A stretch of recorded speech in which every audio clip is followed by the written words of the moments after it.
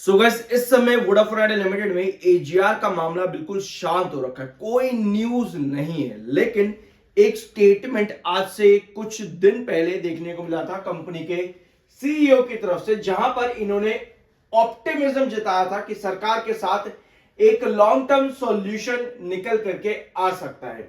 यह बात कंपनी के सीईओ ने अपनी अर्निंग्स कॉल में बताई थी, जो मैं आप लोगों के साथ कहा भी था कि इस अर्निंग कॉल को जरूर सुनना बहुत जरूरी होती है इन्वेस्टर पर्सपेक्टिव से।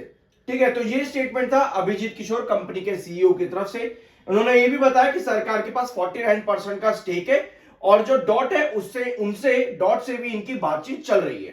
तो ये ऑप्टिमिस्टिक स्टेटमेंट था, लेकिन इस स्टेटमेंट में एक टर्म आता है लॉन्ग टर्म सॉल्यूशन का। अब ये लॉन्ग टर्म सॉल्यूशन क्या है, एक बार ब्लैंक स्क्रीन पर आते हैं। सब्सक्राइब जरूर कर देना। I am NISM certified.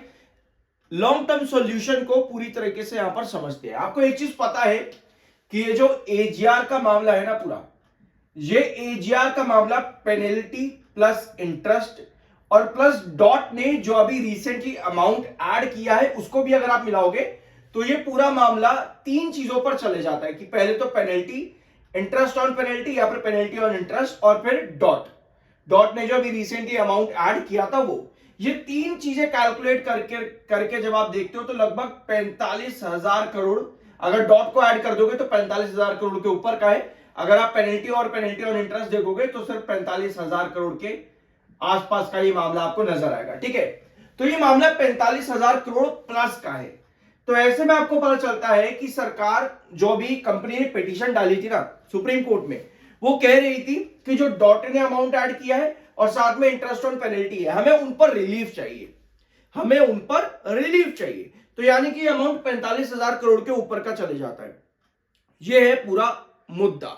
जब बात आती है एक लॉन्ग टर्म सॉल्यूशन की, तो आपको याद होगा IIFL कैपिटल ने एक सॉल्यूशन निकाला था, long term solution Vodafone idea limited के लिए, जो कि बताता है 20 साल का टाइम पीरियड, 20 ईयर का टाइम पीरियड। 20 ईयर के टाइम पीरियड में हर एनुअल अमाउंट जो निकल करके आती है, लगभग अगर आप इसको कैलकुलेट करोगे तो कितनी निकल करके आती है, शायद 6 से 8 हजार करोड़ के आसपास की थी, if I am not wrong. इतने के आसपास ये पूरा अमाउंट लगभग बैठ रहा था। लगभग एक, मतलब कि एक लगा लो इसको स्पेक्युलेटिव अमाउंट है लगभग, जो 20 साल के अंदर का टाइम पीरियड था। जो IIFL कैपिटल की रिपोर्ट एक थी ना, मैंने आपके साथ डिस्कस भी करा था उस चीज को। तो ये अमाउंट लगभग इतना बैठता है ऑलमोस्ट हर एनुअल ईयर पर। ठीक है, तो ये होता है एक long term solution Vodafone idea limited का। यानी कि रिलीफ नहीं मिला, रिलीफ नहीं मिला, आपके पास एक प्लान कर दिया कि हाँ चलो हर साल आप इतना पैसा देते चले जाना। अगर आप नहीं दे पाते तो हम उसको क्या करेंगे, कैलकुलेट करते रहेंगे साइड बाय साइड। ये था आपका लॉन्ग टर्म सॉल्यूशन। ठीक है, तो ये पॉइंट आ जाता है आपका पॉइंट नंबर 1। दूसरी बात आती है आपकी लॉन्ग टर्म सॉल्यूशन में कि सरकार कह दे कि हम आपका स्टेक जो है ना, या तो हम दे देंगे किसी इन्वेस्टर को, यानी कि स्ट्रैटेजिक इन्वेस्टर को दे देंगे हम आपका स्टेक। स्ट्रैटेजिक इन्वेस्टर को देने से क्या हो सकता है, एक टाइम निकाला जा सकता है। लॉन्ग टर्म सॉल्यूशन, ये भी लॉन्ग टर्म सॉल्यूशन का एक पार्ट है। एक टाइम निकाला जा सकता है कि जो एक नया इन्वेस्टर कंपनी के अंदर आएगा वो क्या करेगा, एक पर्टिकुलर टाइम तक उस वोडाफोन आइडिया में इन्वेस्ट करेगा और कंपनी के फाइनेंशियल्स, कंपनी के फंडामेंटल, दो चीजें, और साथ में कंपनी के बिजनेस को, इन तीन चीजों को, और पार्टनरशिप भी कंपनी के साथ में करेगा। तो इन चार चीजों को उठाने की कोशिश करेगा, यानी कि कंपनी के बिजनेस को वापस से अपलिफ्ट करना। और ये जरूरी भी है वोडाफोन आइडिया के केस में, ये चीज जरूरी भी है, क्योंकि अगर हम सोचें, अगर हम तरीके से दिमाग लगा करके सोचें तो आपको पता लगेगा कि वोडाफोन आइडिया को ना फंड रेज की बहुत ज्यादा जरूरत है। अभी इस पॉइंट पर आएंगे, इस पर बहुत सी रिपोर्ट आ रही है, अगस्त के महीने में भी, नवंबर में भी। अभी इस पॉइंट पर भी आएंगे, ध्यान से सुनना। सरकार क्या कहती है कि भैया हम आपको रिलीफ तब देंगे जब आप फंड रेज करोगे, और जब से सरकार ने ये स्टेटमेंट कहा है उसके बाद से वोडाफोन आइडिया ने एक बार भी फंड रेज नहीं करा है। तो अगर रिलीफ मिलता भी है तो उसके बाद फंड रेज आना जरूरी है, क्योंकि अगर आप देखोगे सभी चीजें इंटरलिंक्ड किससे हैं। एजीआर पर रिलीफ मिलता है कि नहीं मिलता, क्योंकि एजीआर पर रिलीफ मिलने से पहले क्या कह रहे हैं बैंक लोन या प्राइवेट लेंडर, ये कहते हैं कि सरकार एजीआर पर पहले कुछ स्टेप ले, उसके बाद हम देखते हैं कि हमें कुछ रिलीफ देना है या नहीं देना है।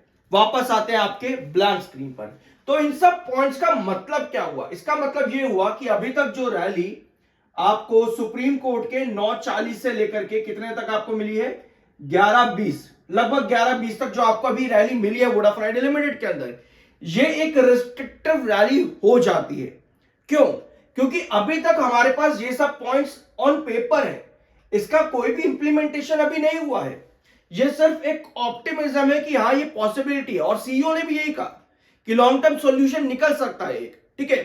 तो अभी सिर्फ ऑप्टिमिज्म पर आपको ये रेंज देखने को मिली वोडाफोन आइडिया लिमिटेड में। अगर आप चाहते हो कि 11:20 के और ऊपर चला जाए वोडाफोन आइडिया लिमिटेड, तो इनमें से कोई ना कोई एक सॉल्यूशन निकालना पड़ेगा। और मेरे हिसाब से ना जो एप्रोप्रिएट सॉल्यूशन निकल सकता है वोडाफोन आइडिया के फेवर में, वो पता है क्या है? वो है 45,000 करोड़ या फिर प्लस डॉट का जो अमाउंट है, इसको पूरी तरह से वाइप आउट कर दिया जाए। ये सबसे आसान और सबसे बढ़िया सॉल्यूशन निकल करके आता है वोडाफोन आइडिया लिमिटेड के लिए, क्योंकि इससे क्या होगा, वोडाफोन आइडिया के ऊपर से डेट प्रेशर हट जाएगा। डेट प्रेशर हटेगा तो वोडाफोन आइडिया फंड रेज जो है वो आराम से कर पाएगा। तो उस केस के अंदर यानी कि कोई भी सॉल्यूशन जो एप्रोप्रिएट रहे वोडाफोन आइडिया के फेवर में, उस कंडीशन पर आप 11:20 को ब्रेकआउट कर पाओगे। जो हम लोग सोचते हैं ना कि भैया 20 चला जाए, 50 भी चला जाए, 100 भी हो जाएगा, कई जगह पर आप लोग सुनते होंगे हवाबाजी, है ना। तो अगर आप वो हवाबाजी चाहते हो वोडाफोन आइडिया लिमिटेड के अंदर, तो इनमें से कोई ना कोई सॉल्यूशन चाहिए, क्योंकि अभी तक जिस चीज की जरूरत है वो तो भैया मिला ही नहीं ना, वो तो मिला ही नहीं। अभी सिर्फ ऑप्टिमिज्म पर भाग गया, 11:20 के आसपास, 11:18 तक भागा था लगभग, ठीक है। तो वो ऑप्टिमिज्म पर भागा है। खबर आने दो, तब शायद हमको 11:20 के ऊपर के लेवल 12, 13, 14, 15 या जो भी अप्रोप्रिएट रहेंगे वोडाफोन आइडिया के फर्दर प्लान्स के अकॉर्डिंग, फंड रेज के अकॉर्डिंग देखने को शायद वो मिले। तो ये है कुछ पॉइंट्स जो आपको समझना जरूरी है। अब आते हैं इस फंड रेज पर, बात करते हैं यहां पर, ठीक है। अब इस फंड रेज को समझ लेते हैं। सब्सक्राइब जरूर कर देना, आई एम NISM सर्टिफाइड। अगस्त के महीने में एक अपडेट आई थी कि वोडाफोन आइडिया कुछ हफ्तों में, जैसा कि आप यहां पर देख सकते हो, अगस्त का ये न्यूज था, कुछ हफ्तों में वोडाफोन आइडिया जो है फंड रेज कर सकता है। Vodafone Idea in advance talks to raise 5,000 crore, deal likely to close in next few weeks. यह अगस्त में अपडेट थी, लेकिन कुछ हफ्ते तो बीत गए बट कोई फंड रेज नहीं आया। अब उसके बाद जो खबर आती है, ये खबर है मार्केट एक्सपर्ट्स की तरफ से भी आप कह सकते हो, और उम्मीद यहां पर है बेसिकली कि कंपनी फंड रेज फिर से कर सकती है, लेकिन AGR रिलीफ मिलना चाहिए। यह कहना है सिटी का, जिन्होंने अपने टारगेट टाइम टू टाइम काफी ज्यादा बदले हैं। जब 18 पर था, इन्होंने अपना टारगेट 21 का कर दिया। जब आप गिर गए लगभग 10 के आसपास, तब इन्होंने अपना टारगेट कर दिया था 13 पे, और जब आप गिरे 6 रुपए पे, तब इन्होंने टारगेट कर दिया 10 पर, और जब वापस आप 10.40 पर आए तो उन्होंने अपना टारगेट कर दिया 14 पर। ऐसे कई बार इन्होंने टारगेट दिए हैं सिटी ने वोडाफोन आइडिया में, लेकिन आज तक कोई टारगेट तो अचीव हुआ नहीं है पिछले 1.5 साल के अंदर, जितना मैंने इसको डिस्कस किया सिटी को वोडाफोन आइडिया के बारे में, ठीक है। अब इनका कहना है कि वोडाफोन आइडिया फंड रेज कर सकता है, ठीक है। We reckon AGR relief by the government could provide much needed confidence to banks to extend credit to the company. Vodafone idea में अगर AGR का रिलीफ सरकार देती है, तो बैंक्स वोडाफोन आइडिया में क्रेडिट दे सकते हैं, यानी कि बैंक से कुछ पैसा उठाया जा सकता है, जिसको फंड रेज या फिर डेट रेज भी कहते हैं। तो सारा मुद्दा जो है, अगस्त के महीने में भी अपडेट आई थी, अभी रिसेंट भी अपडेट है, सारा मुद्दा AGR में फंसा हुआ है। और अगर ये AGR का रिलीफ नहीं आता, वोडाफोन आइडिया फंड रेज नहीं कर पाएगा। और सबसे बड़ी चीज ये जानने वाली कि फंड रेज अगर नहीं होता है तो केपेक्स प्लान का क्या होगा। कंपनी 5G एक्सपेंशन कर रही है, 4G एक्सपेंशन कर रही है, ये बहुत अच्छी बात है। कंपनी में आपको पार्टनरशिप्स भी एक्सटेंड होती देखने को मिल रही है 3-3 साल के लिए। किंडरले ने पार्टनरशिप एक्सटेंड करी वोडाफोन आइडिया के IT के लिए 3 साल के लिए, जो कि एक अच्छी बात है।